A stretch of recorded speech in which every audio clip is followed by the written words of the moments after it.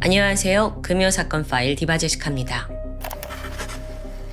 2019년 11월 16일 오전 11시 경기도 긴급상황실에 신고가 접수됩니다. 친한 언니에게 지금 연락이 닿질 않아요. 무슨 일이 생긴 것 같아요. 지인의 다급한 신고였죠. 그런데 머지않아 이 실종자의 사촌동생으로부터 한 번 더 신고가 접수됩니다. 오늘 누나와 만나기로 했는데 연락이 닿지 않는다는 내용이었죠. 실종된 이는 당시 30살의 베트남 국적 여성 응웬 비난 씨였습니다. 앞으로는 비난 씨라고 부를 텐데요. 사실 30살 성인 여성이 그렇게 오랜 시간도 아니고 잠시 연락이 닿지 않는다고 해서 당장 수사를 하기에는 좀 섣부른 감이 있죠. 하지만 당시 경찰의 태도는 달랐습니다. 일단 그녀는 한국 국적이 아닌 외국인 여성이에요. 갑자기 연락이 끊길 이유가 뭐가 있을까요? 게다가 이상한 점은 또 있었죠. 신고자였던 그 지인에 따르면 전날인 15일 저녁 자신의 집에 비난 씨가 찾아왔었다고 합니다. 그때 말하기를 나 내일 오전에 일찍 다른 지역으로 일하러 갈 거야 라고 했어요. 그리고 이어서 굉장히 의미심장한 말을 덧붙였는데요. 만약에 말이야, 내일 나한테 연락이 닿지 않으면 나를 꼭 찾아줘. 이 말의 의미를 해석하자면 비난 씨는 자기의 실종을 스스로 예견한 걸까요? 그래서 신변에 문제가 생겼을 거라 판단한 수사팀이 즉각 비난 씨가 거주하던 경기도 양주의 한 빌라로 출동합니다. 예상했던 대로 그녀는 집에 없었습니다. 인근을 샅샅이 수색해도 흔적이 나오지 않았죠. 경찰은 빌라 주변과 또 인근에 있는 CCTV 다 입수를 해서 하나씩 분석에 들어가는데요. 때마침 이 빌라 외부 주차장에서 매우 이상한 장면이 하나 포착됩니다. 16일 이른 아침 6시 반쯤이에요. 한 남성이 빌라 밖으로 나와서 수상하게 주변을 두리번거리고 있더라고요. 또 경찰도 이 남자를 주시했는데 자, 먼저 이 남자가 누구냐면 바로 실종된 비난 씨의 한국인 남편, 당시 55세의 신 씨였습니다. 신 씨의 수상함은 계속 이어집니다. 1시간 뒤인 아침 7시 44분 또 한 차례 밖에 나와요. 같은 곳을 계속 왔다 갔다 무언가를 살피는 것 같았죠. 또 다급함도 엿보였고요. 계속 예의주시하던 경찰은 결국 결정적인 장면을 발견해요. 20분 후인 오전 8시 신 씨가 무언가를 끌고 나와서 자신의 승용차 안에 싣는 거죠. 이게 크기로 봤을 때 시신일 가능성이 높아 보입니다. 물론 추정일 뿐이지만요. 자, 지금 같이 살고 있던 이 남편 신 씨가 가장 유력한 용의자인 건 자명하죠. 경찰이 즉시 휴대폰 추적을 통해 위치를 파악했어요. 이어 행방을 쫓아가는데요. 다음 날인 17일 낮 12시 동두천에서 위치가 떴습니다. 그렇게 겨우 신 씨를 추적한 경찰은 일단 경찰서로 임의동행을 요구합니다. 왜냐면 지금 당장 그가 살인을 했다는 증거는 없으니까요. 신 씨는 아내의 행방에 대해 전혀 아는 게 없다고 발뺌했어요. 하지만 많은 증거들이 사실상 그를 범인으로 지목하고 있긴 해요. CCTV에 똑똑히 찍힌 모습 외에도 차를 뒤져보니까 뒷좌석에서 소량의 핏자국이 검출됩니다. 그래서 경찰이 강하게 나가기 시작해요. 당신 이렇게 더 버티면 굉장히 불리해집니다. 아내분 어디 있어요? 어디 버렸어요? 그러자 신 씨가 기가 죽고 한동안 생각에 잠깁니다. 그리고 모든 걸 포기한 듯 고개를 푹 숙였죠. 뭐라고 하냐면 아내가 이천으로 일을 하러 가겠다며 짐을 싼 거예요. 그것 때문에 제가 다퉜고요. 제가 홧김에 그냥 저도 심경이 복잡해요. 나도 그냥 죽으려 했다고요. 이어서 그는 시신을 유기한 곳을 자백하게 되는데요. 비난 씨의 시신은 그녀가 살던 양주에서 멀리 떨어진 전북 완주군의 한 감나무 밭에서 발견됐습니다. 사체와 더불어 평소 사용하던 소지품, 가방도 함께 묻혀 있었고요. 남편 신 씨는 아내를 살해한 뒤 시신을 차 뒷좌석에 싣고 자신의 고향인 완주로 갔던 겁니다. 그리고 한적한 밭에다가 유기했다고 말하고요. 여기까지 자백을 받아낸 경찰은 바로 그를 살인 및 사체 유기 혐의로 구속했죠. 자, 여기서 이 두 사람에 대해 좀 더 알아볼 텐데요. 신 씨와 비난 씨. 이 두 사람은 지난 2018년 11월 3일 국제 결혼중개업체를 통해 처음 만난 것으로 확인됩니다. 사실 25살이나 나이 차이가 났어요. 그런데 한국에서는 농촌 지역 중년 남성과 젊은 베트남 여성 사이의 결혼이 흔하게 벌어지고 있죠. 그런데도 불구하고 이들에게 좀 특이점이 있었다면요. 11월 4일 바로 베트남으로 건너가서 결혼식을 올렸다는 점입니다. 그러니까 이게 만난 지 하루 만에 결혼을 한 거예요. 12월 13일에는 베트남 현지에서 혼인신고를 마쳤고요. 다음해 3월쯤 신 씨가 먼저 한국으로 돌아와서 국내 혼인신고를 합니다. 그렇게 정식으로 법률상 부부가 된 거예요. 참고로 비난 씨는 이미 베트남에서 한번 결혼을 한 적이 있어요. 그리고 아들까지 있는 상황이었죠. 남편 신 씨의 경우는 초혼이었고요. 신속하게 결혼이 치러지는 그 당시에 비난 씨의 가족들도 결혼식에 참여했습니다. 근데 사실 여기서 다들 갸우뚱했어요. 왜냐면 이 비난 씨가 어려서부터 총명한 편이었고 공부도 잘했고 무엇보다 외모가 빼어나게 예뻤거든요. 아니, 도대체 뭐가 부족해서 25살이나 많은 그 중년의 한국 남성과 결혼을 한다는 건지 다들 아깝다는 분위기였죠. 근데 이게 또 비난 씨 입장에서는 자기가 이미 한 차례 결혼한 경험이 있고 또 아들까지 있기 때문에 자기를 원하는 한국 남성은 많지 않다고 생각했습니다. 그래서 그냥 나 좋다는 이 남자와 결혼을 결심했던 것 같아요. 그런데 애초에 이 결혼이요, 애정과는 상관없이 일종의 계약이 아니었을까라는 생각도 듭니다. 아무리 중개소를 통해서 만났다지만 하루 만에 결혼은 좀 성급해 보이잖아요. 그만큼 부부의 결혼 생활조차 결코 평범하지 않았다는 게 이후의 상황에서 확연히 드러납니다. 자, 비난 씨는 혼인신고를 한 이후로도 내내 베트남에서 지냈습니다. 남편 신 씨만 한국과 베트남을 오가면서 생활했는데요. 그러다 결혼한 지 8개월 정도가 지난 시점에 비난 씨가 드디어 한국에 들어와요. 이후 남편과 함께 경기도 양주에 있는 빌라에서 살기 시작했죠. 그런데 이거 시점을 계산해 보면요. 그녀가 한국에 온 지 3개월 만에 지금 남편한테 살해당한 상황입니다.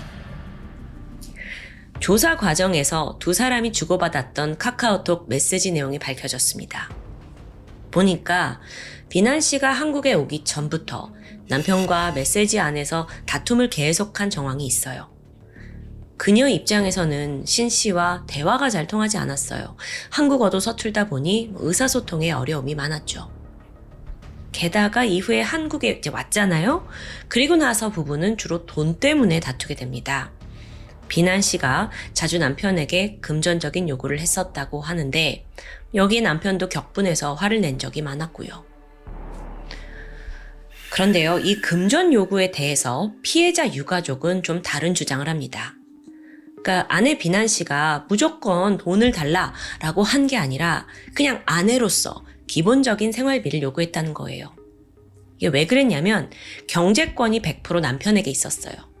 그러니까 이제 생활을 혼자 꾸려나가기가 힘든 거예요. 근데 거기에 대해 남편 신 씨가 전혀 반응을 하지 않았다, 야속하게 굴었다라는 게 유가족의 주장이죠. 알고 보니 남편 신 씨가 지독한 구두쇠였긴 했습니다. 평소 아내와 마트에 가더라도 무조건 가장 싼 물건만 사! 이렇게 강요했고요. 혹시라도 이제 아내가 쓸데없는 소비를 할까봐 비난 씨한테 매일 잔소리를 했다고 해요. 한 예로 아내 생일 때조차 케이크를 사주지 않았다고 유가족은 주장합니다. 그들 입장에서는 정말 모든 게 신 씨의 주도하에 사기극이었다라고 억울해하고 있는 상황이죠. 그러고 보니 신 씨가 그 결혼 중개업체에 서류를 제출했잖아요. 여기에는 그 사람이 번듯한 직장을 가진 또 경제력 좋은 남성으로 보여집니다. 그리고 어쩌면 비난 씨 또한 거기에 혹해서 그렇게 결혼을 서둘렀을 수도 있겠죠. 아니 근데 문제는 서류 내용이 대부분 거짓이었어요. 신 씨는 결코 재정적으로나 직업적으로 안정된 사람이 아니었던 거예요. 추정컨대 이제 비난 씨가 한국에 와서 실체를 알게 되고 상당히 실망했을 것으로 보입니다. 그리고 두 사람의 사이가 점점 벌어졌던 거고요. 사건 당일인 2019년 11월 16일 새벽 5시 반입니다. 그날 역시 부부싸움이 있었습니다. 급기야 비난 씨는 집을 떠나 이천에 있는 친척 동생의 집에 머물 거고 앞으로 거기서 일을 찾겠다고 선언했죠. 짐을 막 싸는 아내를 보며 남편 신 씨가 만류했지만 비난 씨는 매정하게 뿌리쳤습니다. 이 과정에서 두 사람 사이에 격한 언쟁이 벌어집니다. 그리고 급기야 폭력 사태까지 발생해요. 마침 비난 씨는요, 남편이 자신에게 해를 가할까봐 서둘러 핸드폰을 들고 신 씨의 모습을 찍어뒀습니다. 화가 난 남편이 핸드폰을 막 뺏으려고 하고 달려들었죠. 여기에 위협을 느낀 비난 씨는 남편의 접근을 막아야 했습니다. 그래서 싱크대 위에 있던 식칼을 집어서 그에게 휘둘렀는데 이 때문에 신 씨의 오른쪽 허벅지가 베이게 됩니다. 순간 신 씨의 눈이 확 돌아가요. 분노에 찼고 이성이 마비된 그는 "2년 내가 죽여버릴 거야!" 하고 비난 씨가 들고 있던 식칼을 빼앗아서 그걸로 그녀의 가슴과 복부를 수차례 찔렀습니다. 아내가 쓰러졌음에도 불구하고 여전히 분이 풀리지 않았는지 계속해서 온 몸을 17차례나 추가로 찔렀습니다. 그렇게 많은 피를 흘리던 비난 씨는 결국 그 자리에서 과다출혈로 사망합니다. 이후 신 씨는 서둘러 시신을 처리했어요. 비닐로 사체를 꽁꽁 감쌌고 또 그 위를 다시 천으로 감쌌습니다. 밖에 나가서 혹시 자기가 이 시신을 가지고 나가는 장면이 목격될까봐 그 아침부터 두리번거리면서 동정을 살핀 거예요. 다행히 오가는 사람이 없었죠. 잠시 후 그는 시신이 든 가방을 뒷좌석에 싣고 길을 나섭니다. 처음 그가 향한 곳은 자택 인근에 있는 저수지였어요. 거기서 비난 씨의 휴대폰 전원을 끄고 저수지에 던져버렸죠. 여기서 참고로 한 전문가는요, 애초에 그가 그 저수지를 유기 장소로 생각했는데 막상 도착해보니까 시신이 금세 떠오를 수도 있고 또 어떤 위험 요소 때문에 다른 장소로 이동한 게 아니냐라고 판단합니다. 이게 충분히 좀 말이 되는 것 같아요. 왜냐하면 보통 범인들은 시신 처리가 급선무다 보니까 핸드폰이나 소지품은 나중에 처리를 하거든요. 어쨌든 그는 몇 시간을 달려서 고향 완주에 도착합니다. 도착 시간이 오후 4시였어요. 아직 밝잖아요. 철물점에서 삽 한 자루를 구입했고 인적이 드문 감나무붓 인근에 차를 세워두고 어두워지길 기다렸습니다. 저녁 7시가 되니까 시골 마을은 더 한적해지죠. 조용히 땅을 파내려 갔고 그 안에 사체와 또 안에 소지품이 든 가방까지 모두 넣은 후 흙으로 말끔히 덮었습니다. 자, 신 씨가 검거되고 바로 1심 재판 내용은 어땠을지 알아볼까요? 재판부는 남편 신 씨에 대해 자신을 믿고 고향을 떠나 타국에 온 아내를 그렇게 칼로 찔러 죽인 행위 자체가 잔혹하다고 비판했어요. 당연하죠. 그리고 또 이국 땅에서 가족을 잃은 이 유족의 고통을 고려해서 중형이 불가피하다고 판결했죠. 그렇게 그에게는 15년형이 선고됩니다. 생각보다 좀 낮은 형량 같은데요. 근데 이게 또 항소심에서는 판단이 좀 달라집니다. 범행의 잔혹성, 그래 그건 인정하지만 비난 씨 아내가 같이 살기 시작한 직후부터 남편한테 금전적인 요구를 계속했다는 점, 또 일주일도 안 돼 가출했다는 점, 피해자 또한 이 남편을 물질적 대상으로 취급한 게 아니냐라는 점을 지적했고 그게 더 부각된 거예요. 여기에 대한 증거도 있었는데요. 알고 보니까 이 결혼이 이루어지기 전에 비난 씨가 중개업체와 계약한 내용이 있었습니다. 그게 뭐였냐면 3개월의 의무 동거 기간이에요. 그러니까 그 시간을 채워야 업체한테 준 보증금을 반환받을 수 있는 겁니다. 그런데 마침 살인이 벌어진 그날이 3개월이 딱 지난 시점이었어요. 그래서 이걸 토대로 재판부는 피해자 비난 씨가 혼인 보증 기간이 끝나자마자 가출을 하겠다고 선언을 했고 혼인 의사가 전혀 없음을 노골적으로 드러낸 거다라고 판단합니다. 즉, 이 말은 신 씨가 저지른 살인이 단순히 부부싸움 끝에 발생한 게 아니라 아내가 그저 그냥 한국에 있을 목적으로 나를 이용했고 또 그걸 알게 돼서 모멸감과 수치심이 올라 범행을 저질렀다. 이런 가해자 쪽 주장이 인정된 거죠. 그래서 사실상 1심과는 좀 다른 판결이 나왔는데요. 그렇게 최종 신 씨는 징역 12년으로 감형을 받았고 이제 고통은 남겨진 자들만의 몫이 됐습니다. 피해자 비난 씨의 어머니는 국내 방송에도 직접 출연해서 억울함을 밝혔습니다. 사망 3개월 전까지만 해도 한국에 갈 생각에 잔뜩 부풀어 있던 딸의 모습을 잊지 못하겠다고 말했죠. 한국인 남편을 만나서 제2의 인생을 기대했지만 이제 딸은 한숨의 재가 되었다며 눈물을 흘렸습니다. 이 사건은요, 한때 국제결혼에 대한 논란까지 이어지며 큰 주목을 받았습니다. 사실 이제 한국에서 국제결혼이 더 이상 소수만의 이야기는 아니기 때문인데요. 근데 정작 결혼이라는 중대사가 중개업체를 통해서 마치 사고 파는 매매처럼 이뤄지는 그 상황은 분명 또 다른 문제를 야기할 수 있지 않을까 우려됩니다. 여러분, 오늘 사건의 결론을 두고 아마 저마다의 입장은 좀 다르실 것 같다는 생각이 듭니다. 물론 그 어떤 경우에도 사람을 죽인 행위 자체 결코 정당화될 수 없죠. 법이 판단한 대로 남편 신 씨가 아내의 배신에 분통 터진 것도 어느 정도 이해가 되긴 하는데요. 또 저는 이런 생각도 듭니다. 가해자, 범인은 한국인이고 죽은 피해자는 외국인인 상황이에요. 그런데 정말 과연 재판은 양쪽에게 모두 공평하고 또 정의롭게 진행되었을까요? 생각해보면요. 사건 전날 비난 씨는 친구에게 연락이 닿지 않으면 나를 꼭 찾아달라고 말했어요. 그 말은 이미 자신의 신변에 문제가 생길 걸 예상하고 있는 말투였습니다. 과연 진실은 뭔지. 비난 씨의 어머니는요. 이 사건의 마지막엔 결국 내 딸이 꽃뱀 취급 당해버렸다라는 이 비극적인 결말에 지금도 고통받고 있습니다. 지금까지 금요사건 파일 디바제시카였습니다. 안녕하세요. 금요사건 파일 디바제시카입니다.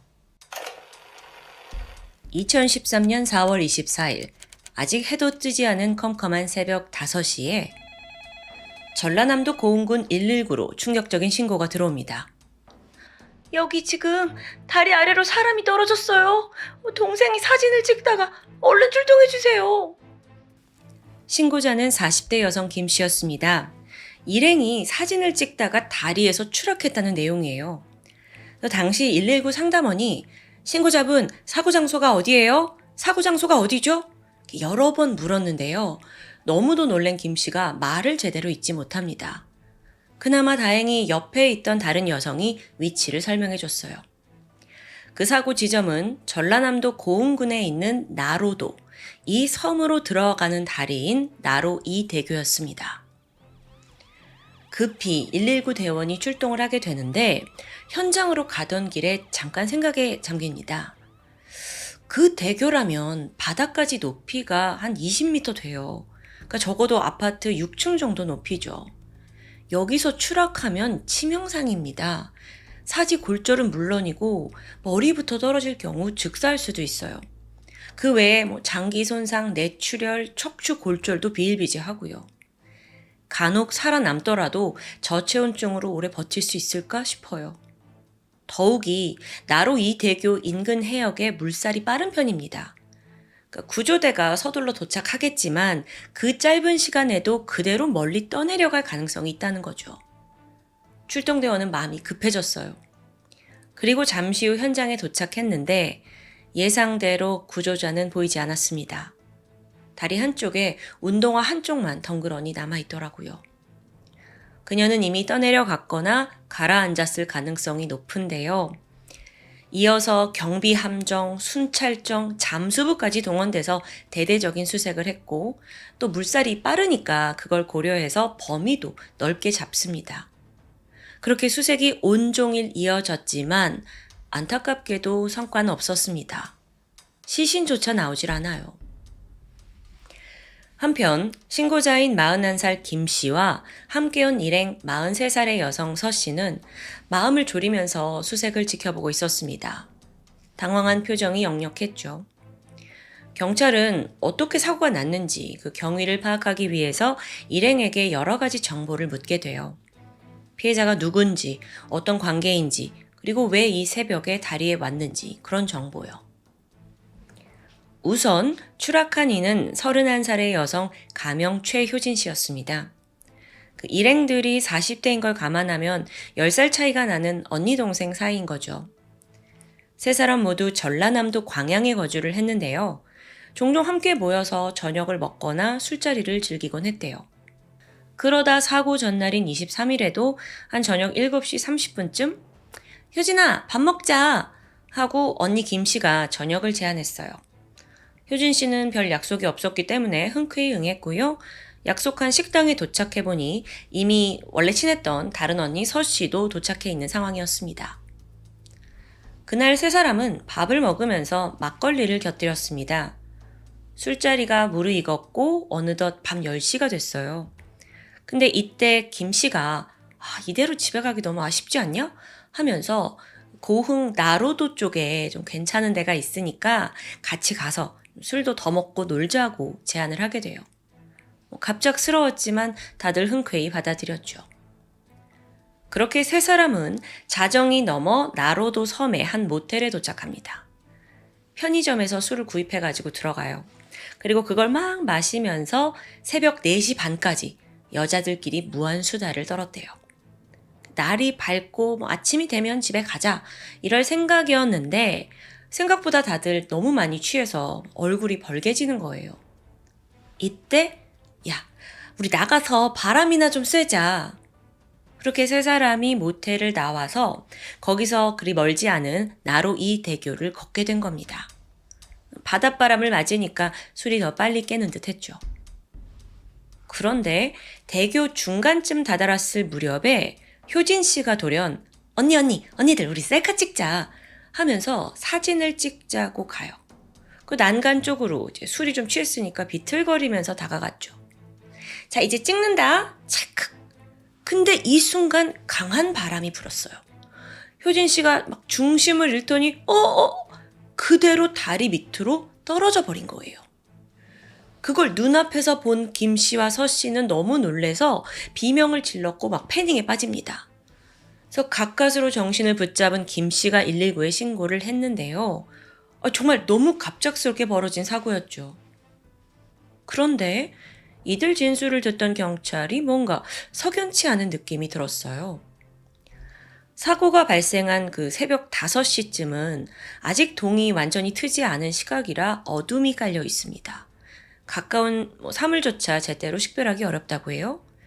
실제로 효진 씨가 촬영한 사진에서도 가로등 불빛만 어렴풋이 보이더라고요. 게다가 여기는 관광객들이 즐겨 찾는 그런 명소가 아니거든요. 굳이 사진을 찍을 만한 곳도 아니었죠.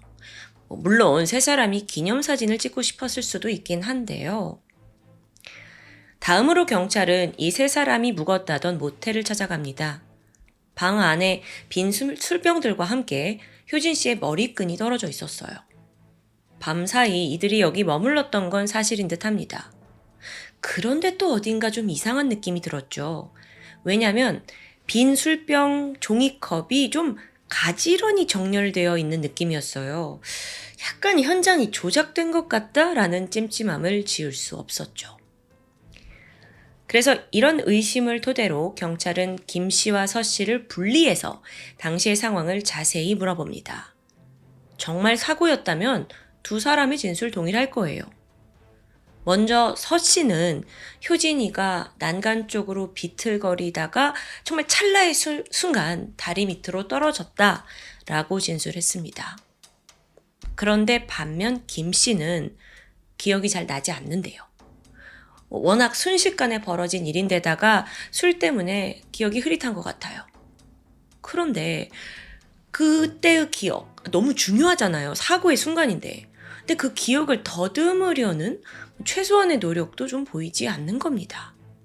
그래서 경찰이 직감적으로 그녀가 뭔가 숨기고 있다는 느낌이 들었죠.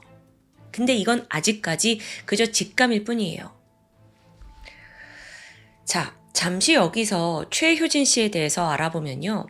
그녀는 1년 전에 남편과 이혼을 한 후에 혼자서 살고 있었습니다. 마트에서 캐셔로 일을 했지만 수입은 빠듯했어요. 그래서 생활비를 충당하기 위해서 은행, 대부업체 이런 데서 돈을 빌리게 돼요. 근데 여기가 워낙 이자가 이제 높잖아요. 채무가 눈덩이처럼 불어났고 빚은 결국 7천만 원에 육박했습니다.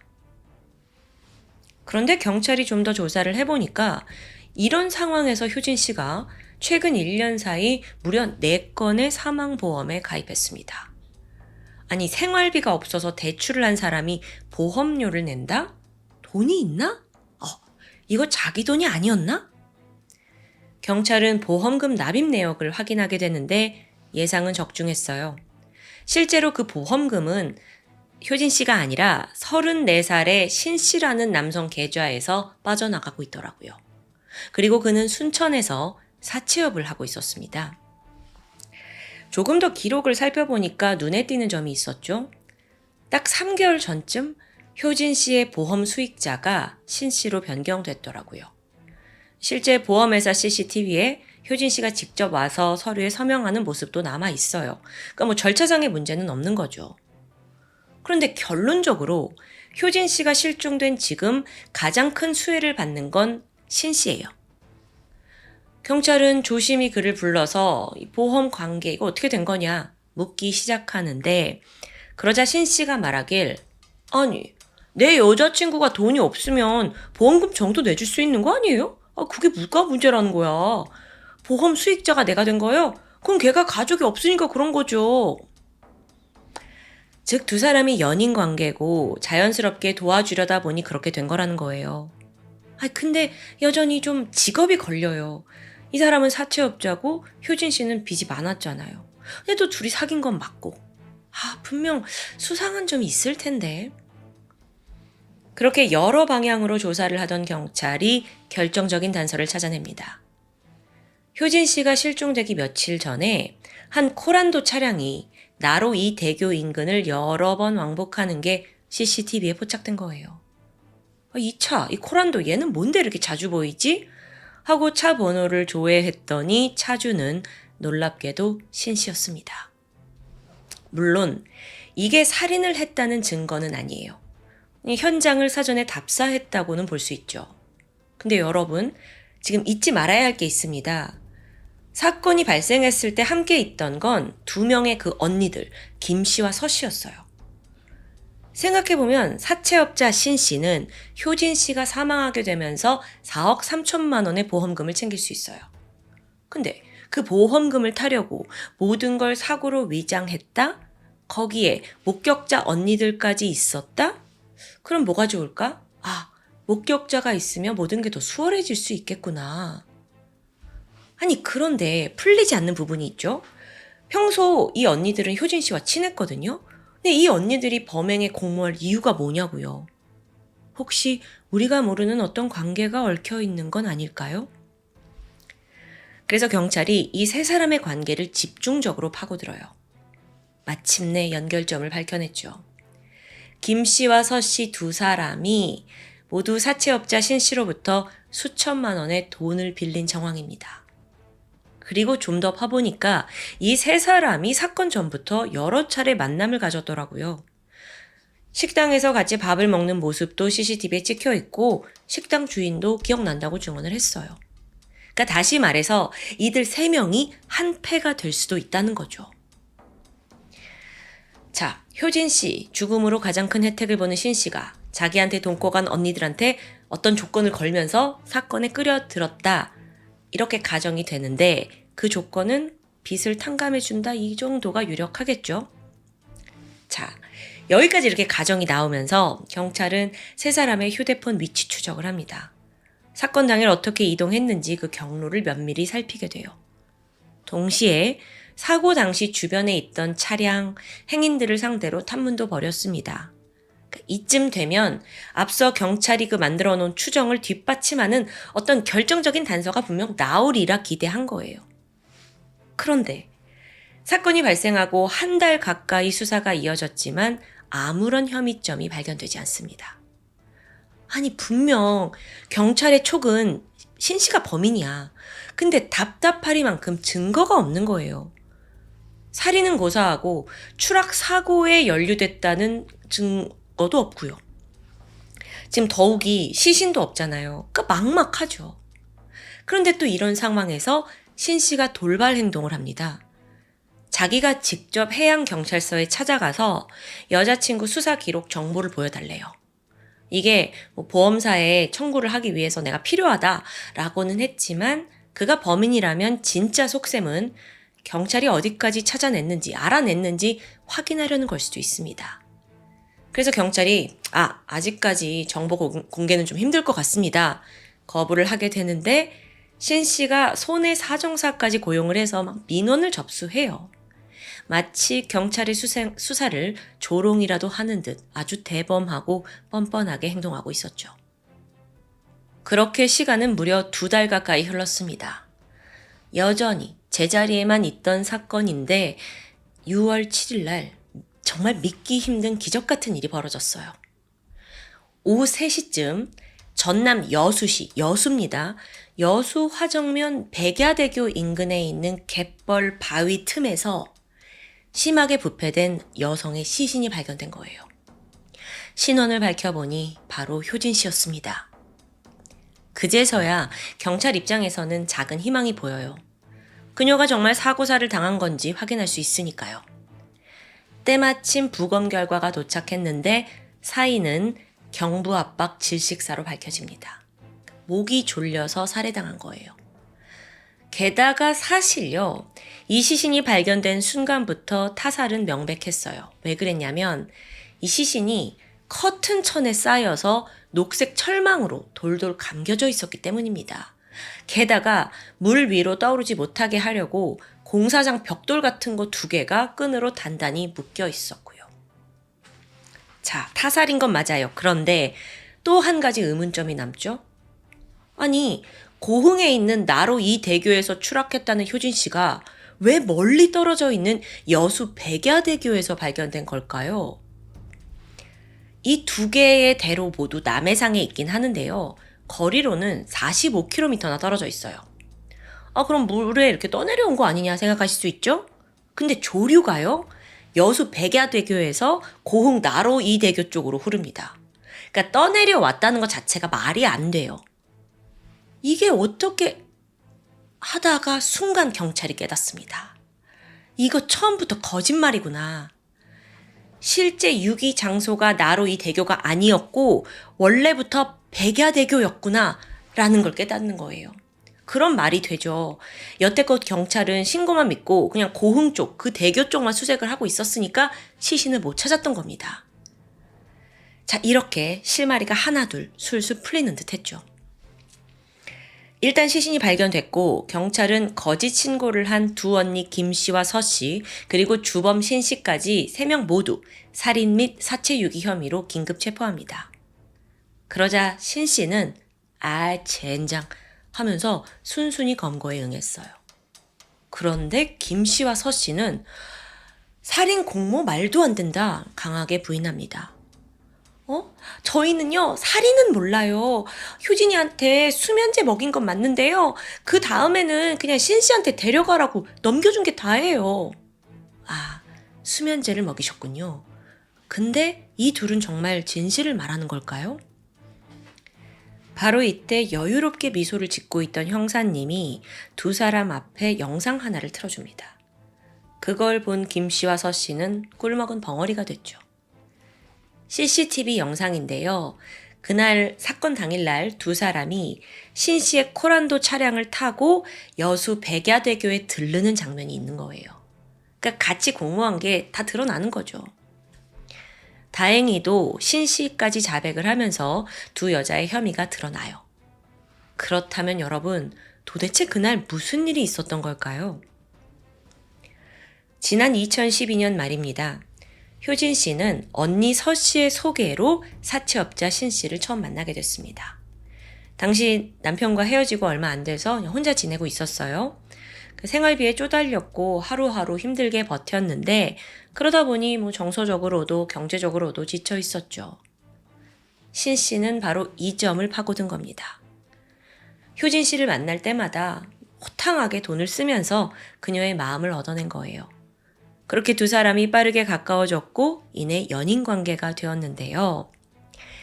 사실 이 모든 건 신 씨의 사악한 계획이었습니다. 사실 얼마 전부터 가족 없이 좀 홀로 고립돼 있는 여성 없나? 그런 여자 한 명을 찾고 있었어요. 왜냐? 그녀를 통해서 보험 사기극을 좀 하려고 했거든요. 그러던 중에 서 씨가 내 아는 사람 중에 효진 씨가 이혼을 했고 거액의 빚이 있다라는 걸 말해줍니다. 그러자 신 씨가 누나, 그럼 나 그 이혼녀 좀 소개시켜줘라 하고 만나서 효진 씨에게 접근한 거예요. 연인 사이가 된 이후 그는 본색을 드러내게 되는데요. 효진 씨한테 너 빚 많지. 근데 그 빚을 되게 쉽게 갚을 수 있는 방법이 있거든? 하면서 보험 사기를 제안했어요. 그게 뭐였냐면 효진 씨 명의로 최대한 많은 생명보험에 가입을 해두고 허위로 실종 신고를 할 생각입니다. 그리고 여기에 효진 씨도 동의해요. 혼자서 너무 힘들게 사니까 돈을 많이 챙길 수 있다는 말에 이제 혹한 거죠. 그렇게 4개의 생명보험에 가입을 했는데 모든 게 진행되던 그때 예상치 못한 방해물이 등장했어요. 서 씨가 이들의 범행 계획을 눈치챈 겁니다. 근데 여기서 자기도 끼워달래요. 이때 이제 주범인 신 씨가 생각해보니까 효진 씨 가짜 실종 사건 신고할 건데 그때 제3자 목격자가 있다고 하면 일이 더 수월할 것 같아요. 그렇게 서 씨를 끼워줬고 3인조, 그러니까 신 씨, 서 씨, 그다음 효진 씨까지 3인조 보험 사기단이 조직됐습니다. 보험금 나오면 본인인 효진 씨가 50% 갖고 신 씨와 서 씨가 각각 25%씩 나눠 갖기로 했어요. 그런데 신 씨가 불만이 생기기 시작합니다. 아니, 이 판을 짠 건 난데 자기한테 떨어지는 돈이 너무 적은 거예요. 왜 효진이가 제일 많이 가져가지? 그냥 차라리 죽여버리고, 진짜 죽여버리고 내가 그 돈 먹을까? 라는 생각이 들자 그는 서 씨와 몰래 내통합니다. 서 씨는 신 씨한테 빌린 돈이 있었어요. 사채업자니까. 그래서 이걸 다 탕감해주는 대신에 효진 씨를 실족사로 위장하자는데 동의했죠. 그리고 여기서 또 다른 지인이었던 김 씨를 끌어들입니다. 그렇게 김 씨와 서 씨가 일부러 효진 씨와 점차 친분을 쌓아가게 된 거예요. 동시에 이 사기단의 3인조 멤버가 바뀌는 순간이었죠. 4월 23일 두 언니가 효진 씨를 식당으로 불렀습니다. 신나게 밥과 술을 먹는 척 하다가 잠시 효진 씨가 화장실을 간 사이 그녀가 마시던 막걸리에 수면제 졸피뎀을 탔어요. 아무런 의심 없이 효진 씨가 술을 마셨고 얼마 지나지 않아 시야가 흐려지더니 의식을 잃고 맙니다. 밤 10시 15분 이 식당 인근에서 대기하고 있던 신 씨가 도착했고 세 사람은 효진 씨를 부축하는 척 차에 태웠죠. 그리고 바로 거기서 3인조가 범행을 실행에 옮겼습니다. 지금 효진 씨는 막 사지가 축 늘어져 있어요. 근데 비닐봉지를 얼굴에 씌우는 거예요. 그러니까 애초부터 이렇게 죽이기로 계획을 했던 건데 근데 이게 처음 해보는 거라서 그런지 영화에서 본 것처럼 바로 숨이 끊어지지 않는 거예요. 당황을 했죠. 그래서 일당의 계획을 바로 바꿨고 준비해둔 케이블 타이가 있었는데 이 케이블 타이로 목을 조르기 시작합니다. 효진 씨는 저항조차 제대로 하지 못한 채 잠시 후 숨이 멎고 말았죠. 이후 일당은 미리 준비해둔 커튼으로 시신을 감싸고 철망으로 묶었습니다. 사체를 트렁크에 옮겨 싣고 이후 여수 곳곳을 돌아다니면서 인적이 드문 장소를 물색하게 됩니다. 24일 새벽 2시 반쯤이었어요. 여수의 백야도 선착장에 차를 세웠는데 아직 어업을 시작하기 전이라 아주 인적 없이 조용한 상태였죠. 게다가 가로등도 없이 컴컴한데요. 이들은 시신에다가 벽돌 2개를 매달고 나서 그대로 풍덩 바다에 던져버렸습니다. 하지만 아직 끝이 아니었죠. 이제부터는 알리바이를 조작해야 해요. 그래서 차를 몰고 고흥 나로도 쪽으로 향했습니다.